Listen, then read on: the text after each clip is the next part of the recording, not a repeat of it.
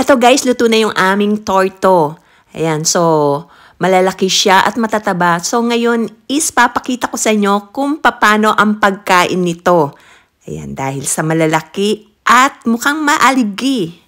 Ayan, i-ready na ng aking husband dahil siya ang magbubukas nito dahil ako is walang kaalam-alam dito.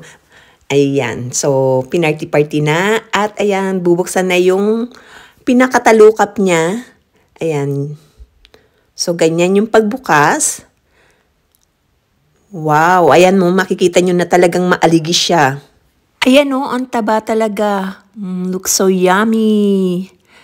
Ayan na, o diba? Excited na akong kainin at matikman. Super taba. Ang taba. Ayan o, makikita nyo yung aligi o diba?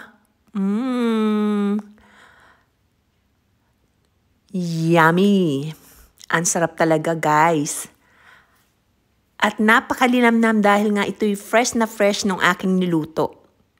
Ayan. Ayan guys, ang kainaman kapag fresh na fresh mong niluto at buhay pa. Ito naman ating sipit. Ayan. Ayan, krinak na siya ng husband ko bago ibinigay sa akin. Ayan, kaya madali lang siyang buksan. Oops. Ayan o, makikita nyo malaman talaga siya. Wow. Ayan o, buong-buong makukuha. Talagang solid yung laman, oh. Tikman na natin. Napakasarap talaga kapag fresh na fresh. Delicious. Ito yung ating torto crab.